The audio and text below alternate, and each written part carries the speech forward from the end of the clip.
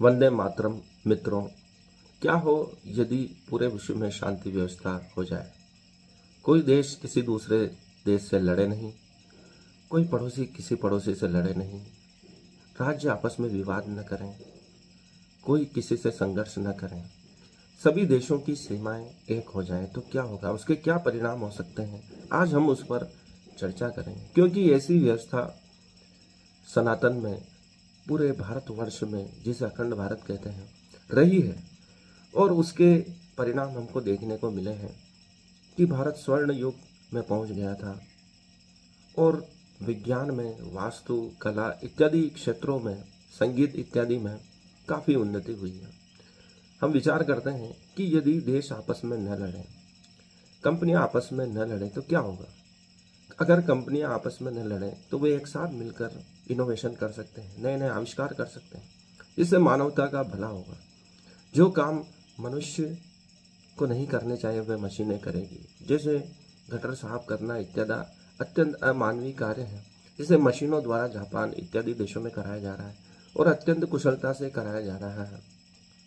कई ऐसे कार्य जिसे मनुष्य को नहीं करना चाहिए वह मशीनें करने लगेगी।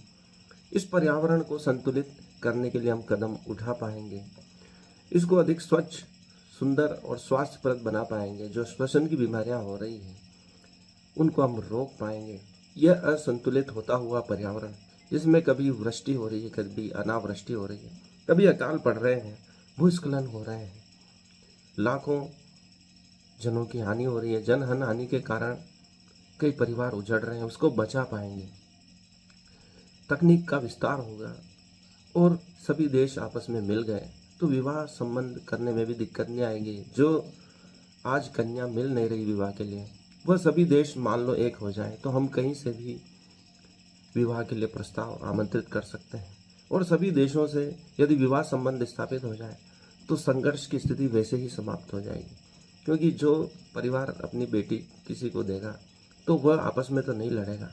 वैसे ही सभी देश एक दूसरे से बहू बेटी इत्यादि का संबंध स्थापित कर लें, विवाह संबंध स्थापित कर लें, तो संघर्ष स्वतः समाप्त हो जाएगा, शांति व्यवस्था स्वतः स्थापित हो जाएगी। शकुनी ने महाभारत में कहा था कि राजा जो इतने विवाह करते हैं उसका कारण सिर्फ उसके आमोद प्रमोद के लिए नहीं है, बल्कि विश्व में शांति व्यवस्था बनाए रखने के लिए भी है।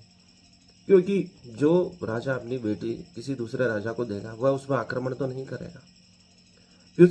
युधिष्ठिर ने अश्वमेध यज्ञ किया, सभी राज्यों को एक किया, तो कई सालों तक